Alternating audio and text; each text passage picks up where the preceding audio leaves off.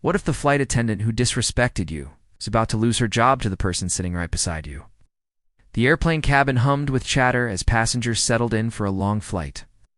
Monica Carter, a young black mother, adjusted the blanket over her sleeping toddler. She was tired but relieved. This trip was a chance to finally relax with her family.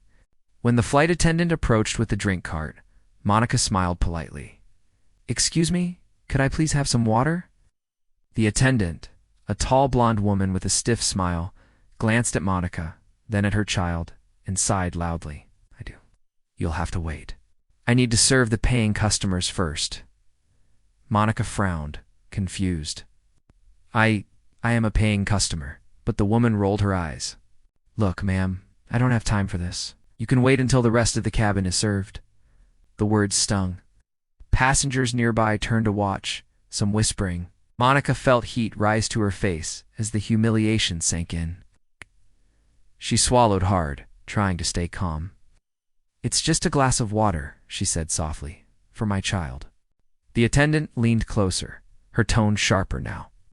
"Like I said, Joel, have to wait. Don't make a scene." Laughter erupted from a few rows back. Monica's chest tightened as tears threatened to form. She sat back in silence, clutching her son protectively. But what the flight attendant didn't know was that Monica wasn't just another passenger. Sitting quietly a few rows behind her was Monica's husband, the man who owned the very airline she worked for. And he had seen everything. The man she ignored was the one signing her paychecks. Monica sat quietly, holding her son close, trying to ignore the stares. The flight attendant moved on, smiling warmly at other passengers, pouring drinks, handing out snacks, her tone completely different from the way she had spoken to Monica. Monica's husband, Daniel Carter, watched it all unfold from just a few rows back. Dressed casually in jeans and a polo shirt, nobody on the plane recognized him as the CEO of the airline. But his sharp eyes missed nothing. Every word, every gesture of disrespect cut deep.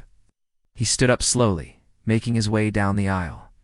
Passengers shifted, curious as to why this man was heading straight for the attendant. "Excuse me," Daniel said calmly, his voice carrying authority.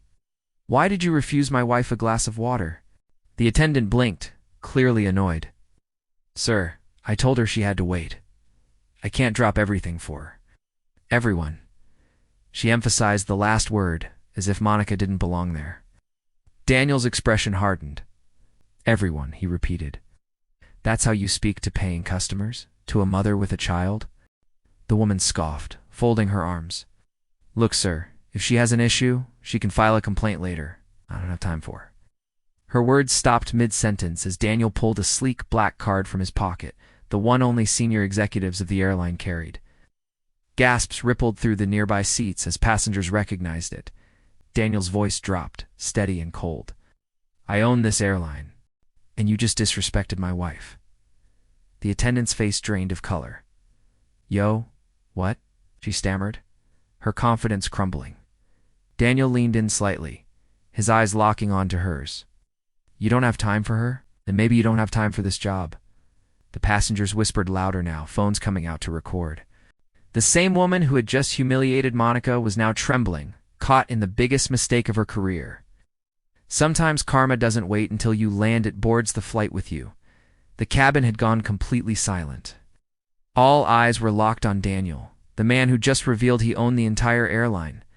The flight attendant stood frozen, her fake smile gone, her hands trembling as passengers recorded every second. Daniel took a step back, raising his voice just enough for the whole cabin to hear. "This woman humiliated my wife in front of all of you, over a glass of water. Not because she couldn't serve it, because she chose not to. That is not how my airline treats people." A ripple of agreement spread through the passengers. Heads nodded. A few people clapped softly. Monica sat in her seat, stunned, as her husband defended her with the kind of power no one in that room could deny. Daniel turned back to the attendant, his expression sharp. "What's your name?" she stammered. "Sarah?" "Well, Sarah," Daniel said, his tone cutting like ice, "you can consider this your last flight. Because as of this moment you are done here." The passengers erupted, some gasped, some cheered. The same humiliation she had forced onto Monica was now hers, magnified in front of 100 witnesses. Sarah's lips quivered as she tried to protest. Please, I didn't mean. Daniel raised his hand to silence her. You had a chance to show kindness. Instead, you showed arrogance. Now the whole world can see it. He gestured toward the rows of phones pointed at her, recording every second. Sarah lowered her head, tears in her eyes. Daniel then turned to the passengers. Let this be a reminder. Every customer deserves respect. My airline doesn't tolerate discrimination, and it never will. The crowd broke into applause, louder this time. Some even stood, clapping for Monica as she wiped away a tear. For once, she wasn't the one being shamed, she was the one being honored. Daniel walked back to his seat, leaning down to kiss his wife's forehead. No one disrespects my family, he whispered. And as the plane continued soaring through the clouds, one thing was clear. The woman who thought she could deny a mother water had just drowned her own career. End of story.